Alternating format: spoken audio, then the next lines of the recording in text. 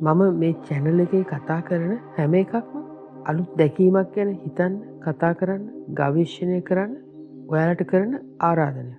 මම මීට ඉස්සෙල්ලා වීඩියෝ එකේ victimizer program එක ගැන කතා කළා. ඒකට අදාළ තව පොඩ්ඩක් මෙතනින් කතා කරනවා. මොකද ඒක මේ කතා කරන දේට වැදගත් වෙනවා. පොඩ්ඩක් හිතන්න අපි මේ victimizer program එක තුලින් ලෝකේ දකින්නවනම් ඒ කෘත්‍රිම ඒ විකෘති වෙච්ච දැකීම හරහා අපි කියනවා අපි හරි ලෝකේ වැරදි. එයාලා මට විරුද්ධව ක්‍රියා කරනවා මම වික්ටිම් කෙනෙක් කියලා. ඒ හරහා ලෝකේ සමග ගැටෙනවා. එතකොට මේ පුද්ගලයා මොන ජාතියක කෙනෙක් වුණත්, එයා කොච්චර දක්ෂයෙක් වුණත්, ආගමික කෙනෙක් වුණත්, දේශපාලන කෙනෙක් වුණත් මේ ප්‍රෝග්‍රෑම් එක හරහා ලෝකේ දිහා බලනවා නම් කොච්චර වැදගත් ආධ්‍යාත්මික ග්‍රන්ථයක් කියෙව්වත් එයා ඒක දිහා බලන්නේ කෘත්‍රිම රාමුවක් කරහා. හිතන්නේ ක්‍රියා කරන්නේ කෘත්‍රිම විදියට. එයා ඒ හින්දා මේ සත්‍ය මිස්ඉන්ටර්ප්‍රිට් කරනවා. වැරදි විදියට තේරුම් ගන්නවා. එයා තේරුම් ගන්නේ ලෝකය මට විරුද්ධයි.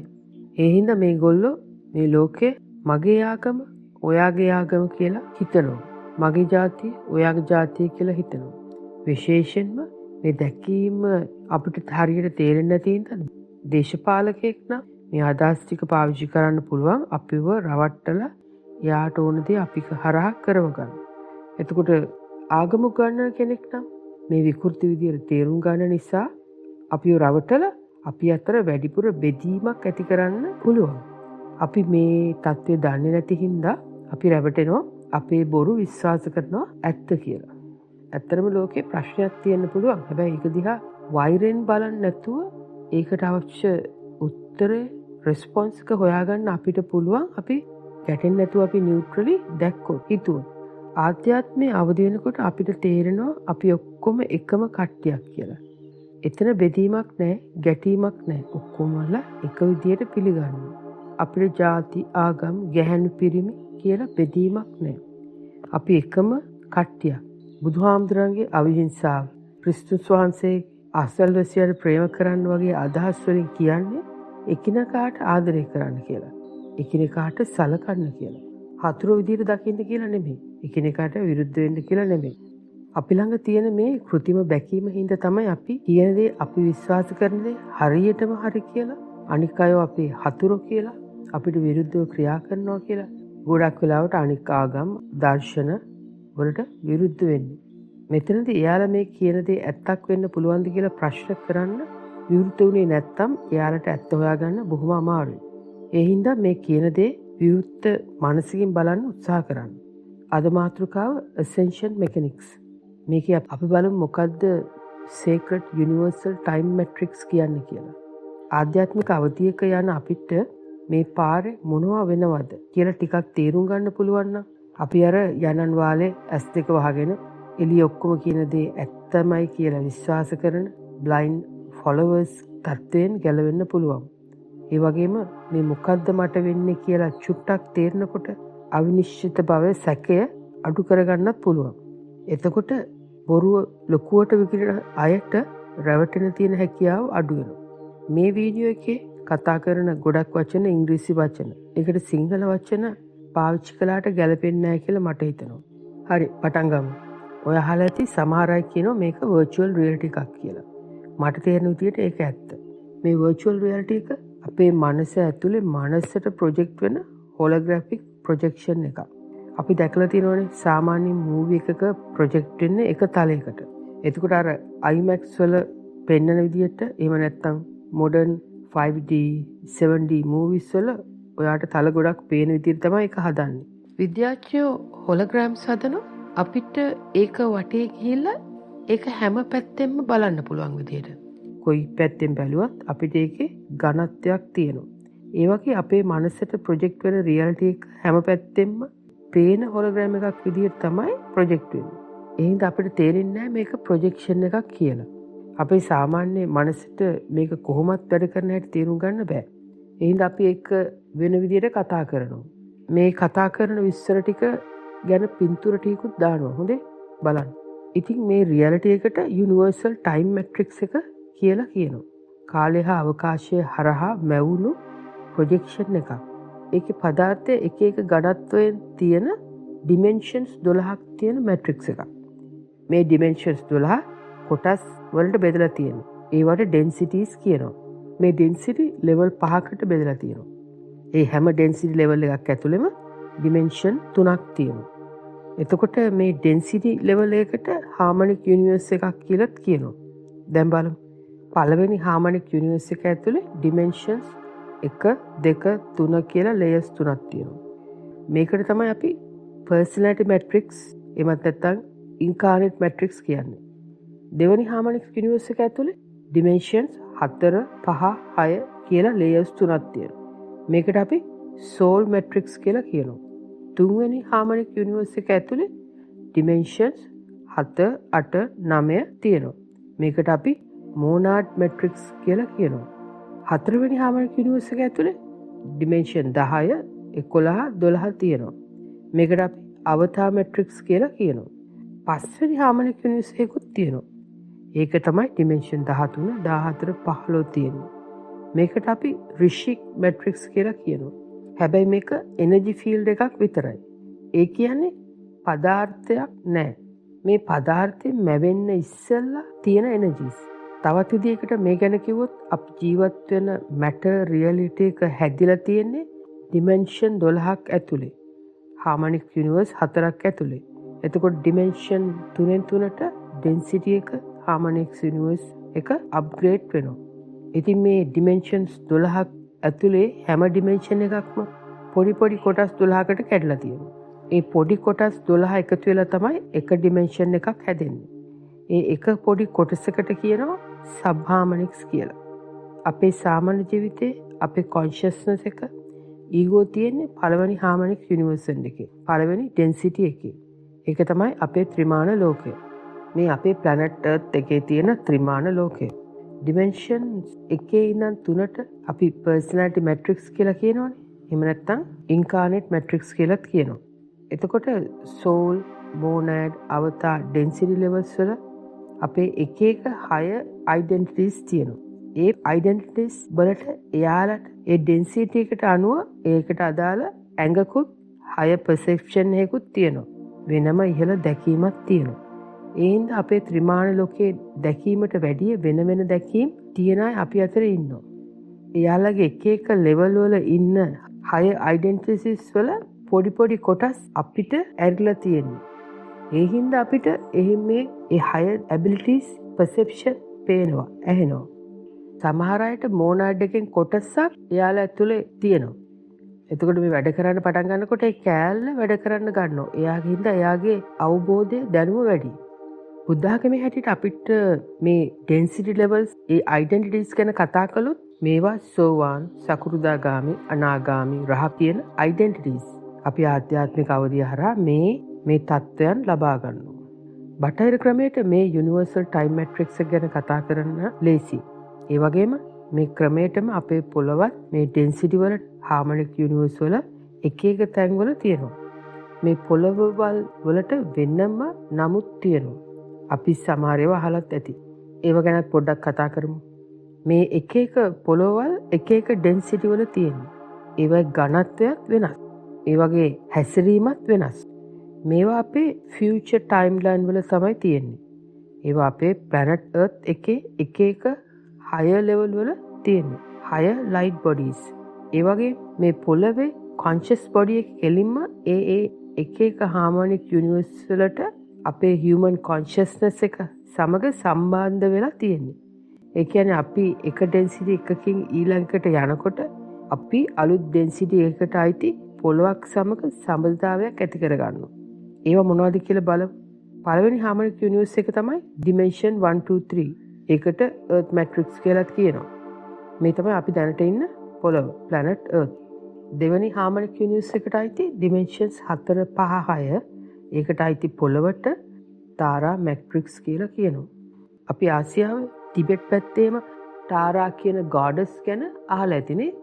තුන්වෙනි harmonic universe එකට අයිති dimensions 7 8 9.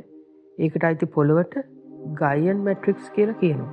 අපි බටහිර ගායා කියන වචනේ හරියට මේ දවස්වල අහලා තියෙනවා. ආසියාවේ ගත්තොත් අපි ගායා කියන වචනේ අහලා තියෙන්නේ අර බුද්ධ ගයා ගැන විතරයි. ඊට වැඩි දෙයක් මම නම් අහලා නැහැ. ඊට පස්සේ හතරවෙනි harmonic units එකට අයිති වෙන්නේ dimensions 10 11 12. ඒකට අයිති පොළවට කියනවා Aramantina matrix කියලා.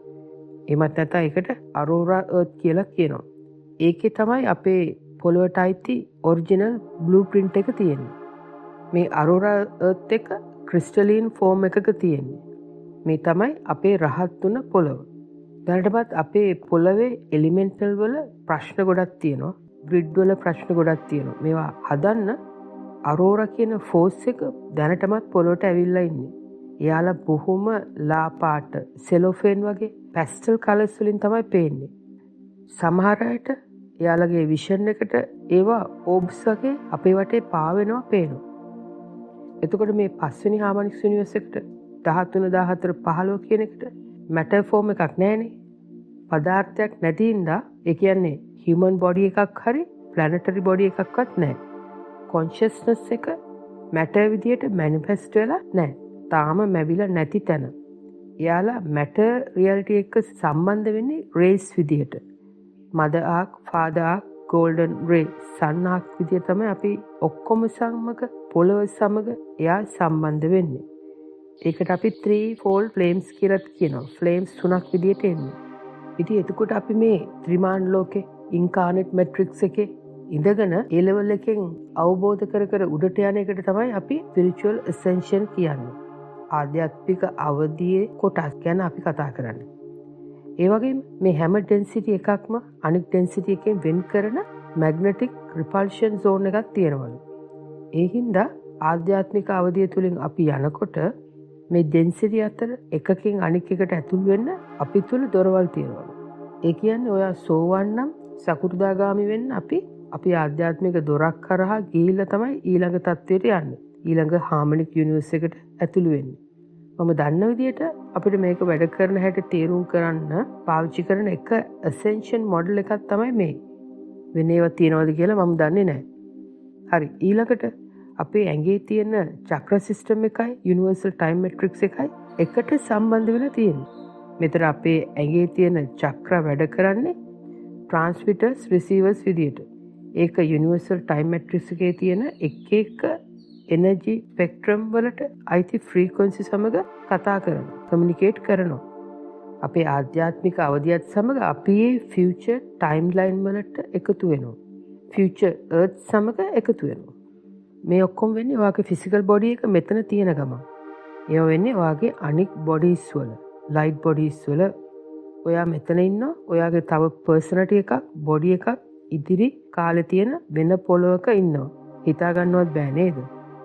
ඒ කියන්නේ අපි හිතන්නේ නැති වුණාට අපේ පොළොවත් planet earth එකත් හිමින් උඩට යමින් ඉන්නේ. එයත් රහත් වෙන්න හදන්නේ. එයත් star එකක් වෙන්න හදන්නේ. මේ කතා කරන universal time matrix වල creational blueprint sacred geometry විදියට තමයි ලෝකයට මැවෙන්නේ. මේ වගේ දේවල් ටිබෙටියන් පොත්වල තියෙනවා, ඉන්දියාවේ පොත්වල තියෙනවා. හැබැයි අපේ පොත්වල නම් නැහැ. අපි ළඟ නැහැ. ඒ හින්දා මේවා බොරු කියලා හිතන්න තරමට close minded වෙන්න එපා. විවෘතව දකින්න. ටිබෙටියන් බුද්ධ ආගමේ පොත්වල මේවා තියෙනවා. ඒ හින්දා බුදුහාමුදුරුවෝ මේවා ගැන කතා කරලා නැහැ කියලා අපිට කියන්න බෑ. ආධ්‍යාත්මික අවධිය ගැන කතා කරනකොට අපි බලලා තියෙන science fiction මොනවද කියලා හිතන අවස්ථා වැඩි. හරි. ඒ වගේම අපේ චක්‍රවල තියෙන පාටවල්, ඒවට සම්බන්ධ මානසික ස්වභාවයන්, ඒවයි errors ඔක්කොමත් මේ කතාවට සම්බන්ධයි. අපි සාමාන්‍යයෙන් දන්නේ මේ පොළවට අදාළ particle universe එකේ චක්‍ර 7 විතරයිනේ. චක්‍ර 8 ඉඳන් 15 වෙනකම්ම anti-particle universe එකට අයිති වෙනවා. මේ universal time matrix එකේ පහළ කොටස තමයි අපි දැනට පේන දකින matter. අපි දන්න පදාර්ථය තියෙන්නේ. අනිත් කොටස anti-particle universe එක. මේක දෙකට බෙදලා තියෙන්නේ. හැබැයි මේ දෙකම එකම පුද්ගලයෙක්, එකම planet එකක් හැසිරෙන ක්‍රම දෙකක්.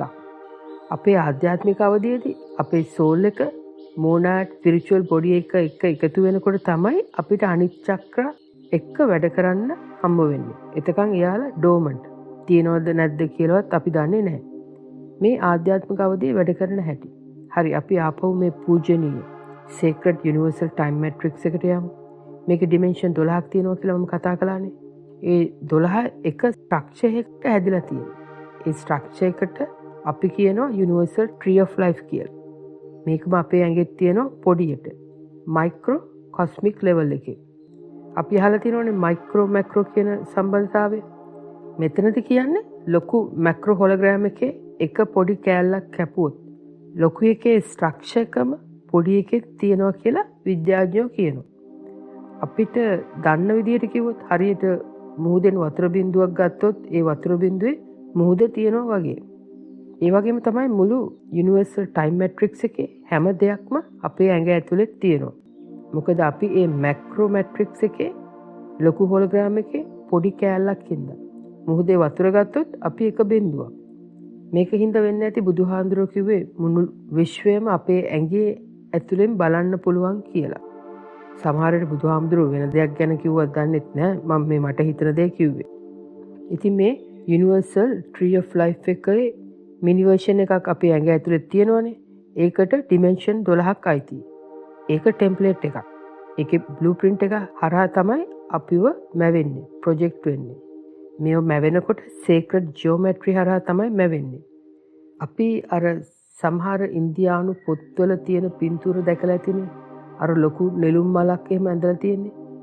ඒවයි කතා කරන්නේ මේ සීක්‍රට් ජියෝමෙට්‍රි ගැන. මේ පින්තූරේ බලන්න. මේ ට්‍රී එකට 12 ට්‍රී ග්‍රිඩ් කියලා කියනවා. ඒකේ ඩිමෙන්ෂන්ස් 12ක් තියෙනවා. මේ පින්තූරේ බෝල 12කින් තමයි ඩිමෙන්ෂන්ස් පෙන්වන්නේ. ඊට අඩුවෙන් චක්‍ර බෝල තියෙනවා නම් ඒ ට්‍රී එක ඩිස්ටෝර්ට් වෙලා, කැඩිලා, රිවර්ස් වෙච්ච එකක්. ඒ ඉගැන්වීම අපිව රවට්ටන්න පුළුවන්. මෙතන ඩිමෙන්ෂන් 12ක් තියෙනවානේ. ඉතින් අපි යුනිවර්සල් ලෙවල් වලට උඩට යනකොට අපි ඩිමෙන්ෂන් 16, 17, 18 ගැන කතා කරන්න පටන් ගන්නවා. ඒක වෙනම මාතෘකාවක්. දැන් අපි රිෂික් මැට්‍රික්ස් එක ගැන කතා කරමු. ඒ ඩිමෙන්ෂන්ස් 13, 14, 15. මෙතන මේ රියැලිටි මැට්‍රික්ස් එක මවන්න අවශ්‍ය කොන්ෂස්නස් එක එනර්ජි මෙතන තමයි තියෙන්නේ. ඒකට ෆවුන්ඩර් කොන්ෂස්නස් කියලා කියනවා. අපි ආධ්‍යාත්මික අවධියේ අවදි වෙවි උඩට යනකොට මේ ෆවුන්ඩර් ලෙවල් එකේ තියෙන රේස් තුනක් අපිට ඇතුල් වෙනවා. මේකට මදර්, ෆාදර්, සන් ට්‍රිනිටි කියලා කියනවා. බටහිර ආගම්වල මදර්, ෆාදර්, සන් කියන සංකල්පය අහලා තියෙනවනේ. මේක අපිත් සමග සම්බන්ධ වෙන හැටි කතා කරමු. අපේ ඇඟ ඇතුලේ ප්‍රධාන එනර්ජිස් දෙකක් තියෙනවා. වම් පැත්ත ගැහැණු එනර්ජි එකකුත්, දකුණු පැත්ත පුරුෂ පිරිමි එනර්ජි එකකුත් තියෙනවා. මේ එනර්ජි දෙක ಜಾති දෙකක්, හැසිරීම් දෙකක්, පාට දෙකක්, ක්‍රියා කරන හැසිරෙන ක්‍රම දෙකක්. එකක් ලයිට්, අනික එක සවුන්ඩ් විදියට තමයි අපි තුලින් දුවන්නේ. ඒ කියන්නේ අපි ගැහැණු ඇඟක්, පිරිමි ඇඟක් කියලා කිව්වට අපේ ඇතුලේ මේ එනර්ජිස් දෙකම තියෙනවා. ඒ කියන්නේ හැම කෙනෙක්ම ගැහැණු, පිරිමි එනර්ජිස් දෙකක් තියෙන කෙනෙක්. අපි මේව දන්නේ නැති හින්දා අපි කියනවා මම සම්පූර්ණයෙන්ම ගැහැණු, මම සම්පූර්ණයෙන්ම පිරිමි කියලා. ඒ නොදන්නකම, ඉග්නොරන්ස් එක. මම හිතන්නේ මේකට තමයි මෝහය කියන්නේත්. ඉතින් අපි පොඩි කාලේ ඔයා ගැහැණු විතරයි, ඔයා පිරිමි විතරයි කියලා අපිට අපේ ජෙන්ඩර් එක බලලා සමාජයෙන් කියනවනේ. අපි ඒ බොරුව විශ්වාස කරනවා. ඒ හරහා අපි කෘත්‍රිමව අපිව ප්‍රෝග්‍රෑම් කරගන්නවා මම පිරිමි විතරයි, මම ගැහැණු විතරයි කියලා. එතකොට අපි දැනටමත් කෘත්‍රිම වෙලා ඉවරයි. හොඳේ? ගැහැණු හැසිරෙන්නේ මේ විදිහට, පිරිමි හැසිරෙන්නේ මේ විදිහටත් කියලා කියනවනේ. මේක තමයි අපි හදාගත්ත කෘත්‍රිම ගැහැණිය, කෘත්‍රිම පිරිමිය. මේක එර එකක්. මේක අපේ සබ්කොන්ෂස් එකට ප්‍රෝග්‍රෑම් කරගෙන තියෙන්නේ. අපිට ආධ්‍යාත්මය ගැන කතා කරනකොට මේව ගැන කතා කරන්න ඕන. මේව දන්නේ නැත්නම් අපිට ගොඩ යන්න බෑ. අපි හිර වෙනවා. ඒක ගැන තව විස්තර කරමු. මම කිව්වනේ අපේ ඇඟේ එනර්ජිස් දෙකක් දුවනවා කියලා. එකක් පුරුෂ, අනික එක ස්ත්‍රී. එනර්ජි දෙකක්. ගැහැණු ස්ත්‍රී එනර්ජි එක තමයි පදාර්ථය. මැටර්, පොළව, මේ ලෝකේ අපේ ඇඟ, ගස්කොළ, අපි කන බොන දේවල්. ඒ ඔක්කොම පදාර්ථය, ගස්කොළ ස්වභාව ධර්මය. මේක තමයි අවකාශය. මෙයාට අයිති එනර්ජි එක සවුන්ඩ් වේව් එකක්. එයා මැග්නටික් එනර්ජි එකක්. මෙයාට හින්දු ආගමේ දේවිය කියලා කියනවා. බටහිර රටවල මදර් කියලා කියනවා. මේ සොෆියා ගෝඩස් එනර්ජි එක. ඔයා ෆිලොසොෆි ගැන කතා කරනකොට මේ සොෆියා කියන වචනේ එන්නේ ඒකයි. ඒ වගේම ඉන්දියාවේ සංකල්ප හරහා කිව්වොත් මේ ත්‍රී දේවි විදියට එයාලා පොළවට වගේම අපි තුලින්ම වෙනවා. මේ අපේ ආධ්‍යාත්මික අවධියේ අවස්ථාව. මදර් එනර්ජි.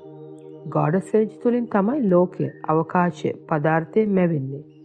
ඊළඟට පුරුෂ පිරිමි එනර්ජි එක තමයි මනස. අපේ හිත. මෙයා ඉලෙක්ට්‍රික් එනර්ජි එකක්. මෙයා තමයි කාලය.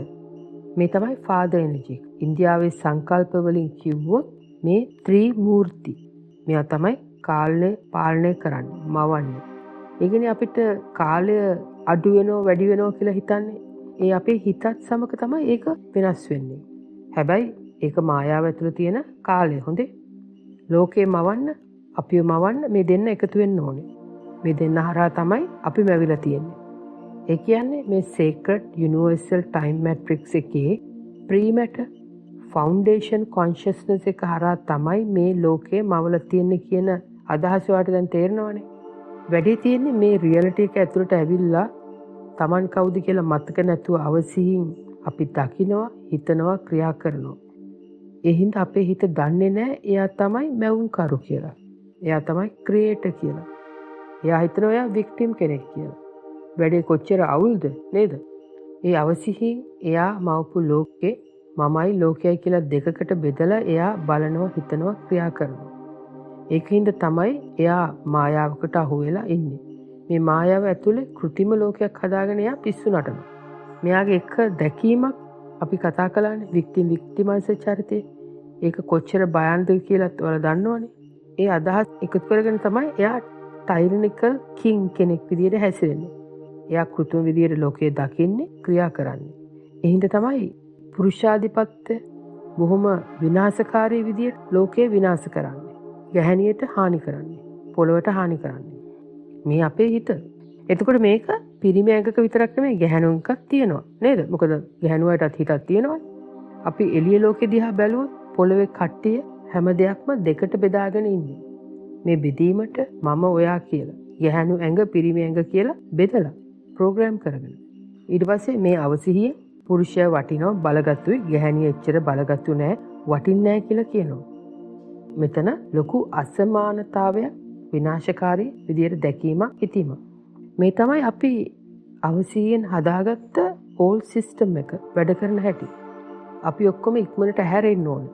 එතකොට මේ ඕල් සිස්ටම් එක කෞතුකාගාරයකට දාන්න පුළුවන්.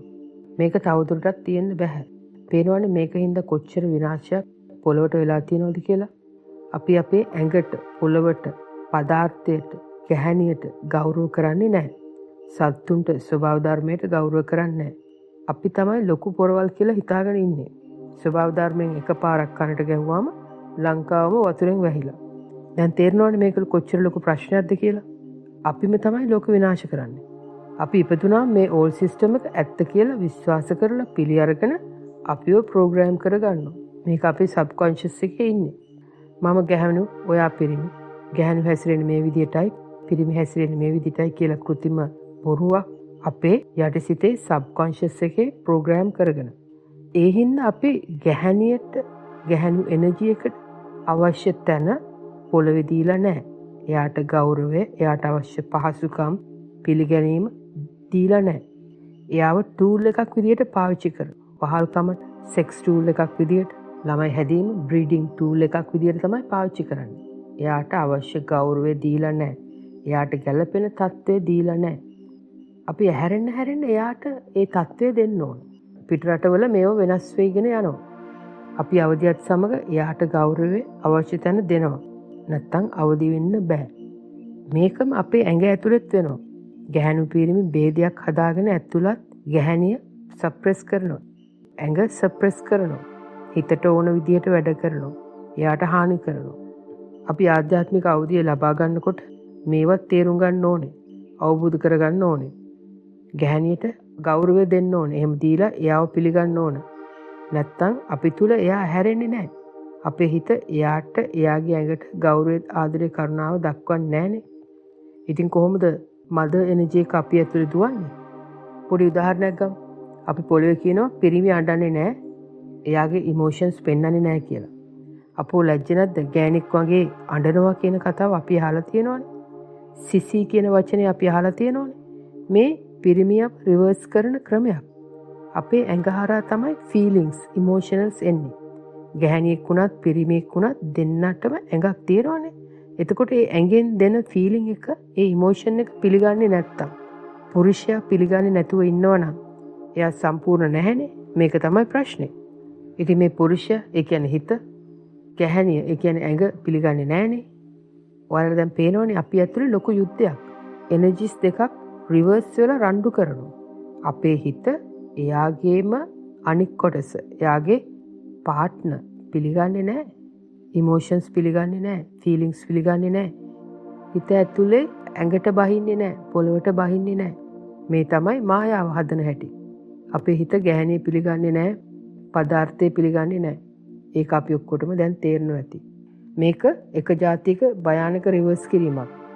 මේ විදියට එක එක විදියට ගැහැණු සහ පිරිමි કૃත්‍රිම විදියට ප්‍රෝග්‍රෑම් කරලා රිවර්ස් කරලා තියෙනවා. ඒ හින්දා ගැහැණු කට්ටිය ගැහැණු විතරක් කියලා ඉන්නවා. පිරිමි කට්ටිය පිරිමි විතරක් කියලා ඉන්නවා. මේ තමයි કૃත්‍රිම රිවර්ස් ප්‍රෝග්‍රෑම් කිරීම. මේ හින්දා දෙගොල්ලම භාගයක් සම්පූර්ණ නැහැ. අපි තුලින් අපි සම්පූර්ණ නැහැ. අපි සම්පූර්ණ නැතුව භාගයක් හින්දා අපිට හිස් බවක් දැනෙනවා. මේ හිස්ය පුරවන්න ඕනේ. පුරවන්න එළියෙන් දෙයක් හොයනවා. හොඳට බලන්න අපිට දැනෙනවා අපි ඇතුලේ හිස් කියලා. ඒක පුරවන්න එළියෙන් ගන්න යනවා. මම කියන දේ දැන් තේරෙනවනේ. ඒ හින්දා තමයි ගැහැණු පිරිමි හැම වෙලෙම එළියෙන් එයාගේ ඔපොසිට් සෙක්ස් එක හොයන්නේ. ඒක ලබා ගන්න හදන්නේ. එයාගේ ඇතුළ පිරලා නැහැ. භාගයයි තියෙන්නේ. ඊටු ටික පුරවන්න එළියේ කෙනෙක් ගේන්න හදනවා. එළිය මත යැපෙනවා. ආධ්‍යාත්මික අවධිය හරහා අපි කරන්නේ අපි අපිව සම්පූර්ණයෙන් පුරව ගන්න එක. එතකොට එළිය මත යැපෙන්නේ නැහනේ. අපි අපව සම්පූර්ණ කරගන්නවා. මේකට අපි අපේ ගැහැණු එනර්ජි, පිරිමි එනර්ජි දෙකම පිළිගන්නවා. එයාලට අපි තුලින් අවදි වෙන්න දෙන්න ඕනේ. ඇතුළත ගැටීම විසඳන්න ඕනේ. මේ දෙන්නම දැන් අවසිහින් ඉන්නේ. වැරදි විදියට, કૃත්‍රිම විදියට ප්‍රෝග්‍රෑම් වෙලා තියෙන්නේ. ආධ්‍යාත්මික අවධියත් සමග මේ ප්‍රෝග්‍රෑම් එක රීප්‍රෝග්‍රෑම් කරගන්න ඕනේ. මේක ආධ්‍යාත්මික අවධියේදී අපි තුල වෙන ලොකු අවදිවීමක්. මම මේ පොඩි උදාහරණයක් විතරයි කිව්වේ. ඒකයි ඉන්දියාවේ හින්දු ආගමේ ශිව පාර්වතී දෙන්නගේ එකතුව ගැන හරියට කතා කරන්නේ. අර ශිවගේ ඇඟට පාර්වතී මර්ජ් වෙනවා දැකලා ඇති නේද? ඒක ඇතුළතින් වෙන සිද්ධාන්තයක්. අපි තුල වෙන inner divine marriage එකක්. ඇඟ ඇතුලේ ගැහැණිය පිරිමියා එකතු වීම. එතකොට ඉන්දියාවේ කතාවට අනුව මේක අර ශිව පාර්වතී එකතුව එක ලෙවල් එකක එකතු වීමක්. අවධියක්. ඊළඟ අවධිය තමයි බ්‍රහ්ම මහේශ්වර. රහත් වෙනකොට මේ එනර්ජි දෙක අපේ ඇඟ ඇතුලේ එකතු වෙනවා. එතකොට ඒක එළිය වෙන එක තමයි outer divine union එක. එහෙම නැත්නම් twin flame කතාව.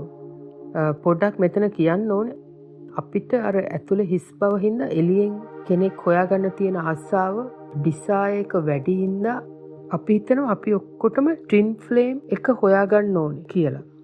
හැබැයි ඒ twin flame කතාව කරන්න soul agreements ගහගෙන ඇවිල්ලා ඉන්නේ ටික කට්ටියයි, ඔක්කොම නෙමෙයි. එතකොට ඔයාට හිතෙනවා නම් ඔයාට twin flame එකක් ඇති කියලා, ඔයාගේ ජීවිතේ වෙන පුද්ගලයා එකපාරටම ඔයා twin flame කියලා විශ්වාස කරලා ඔයාව ප්‍රෝග්‍රෑම් කරගන්න එපා. එයත් එක්ක ඔයාගේ ගනුදෙනුව කරන්න. ටික කලක් යනකොට ඔයාට තේරෙවි එයා twin flameද නැද්ද කියලා. එයා karmic relationship එකක කෙනෙක් වුණා ඔයාට තේරෙනවා දැන් වෙලාව ඇවිල්ලා එයාව අතාරින්න කියලා. ඒකට ඉඩ තියාගෙන මේ වැඩේ කරන්න. බැඳීමක් ඇති කරගන්න එපා. හරි, අපි මාතෘකාවට යමු. මේ අවදිවීමට අපි තුල father energy එක, mother energy එක ආග් දෙකක් විදිහට අපේ ඇඟට පොළවට බහිනවා. ඇංක කරනවා. ඔයාට දැන් තේරෙනවා ඇති බුදුහාමුදුරන්ට බුදු පියා අම්මා මෑණි කියලා කියන්නේ මොකද කියලා. එයා තුල මේ දිව්‍යමය mother father දෙන්නම අවදි වෙලා පොළවට බැහැලා ඉන්නේ. ඒ දෙන්න මෙයා තුලින් ලෝකය මවනවා. ලෝකයට කතා කරනවා. ලෝකයට ධර්මය ඥානය උගන්වනවා. එතකොට අපි mother fatherට අමතරව son කෙනෙක් ගැන කතා කළානේ. එයා තමයි mother fatherගේ එකතුවෙන් ඉපදෙන දරුවා. එයා තමයි අර රත්තරන් පාටින් දිලිසෙන ඉර.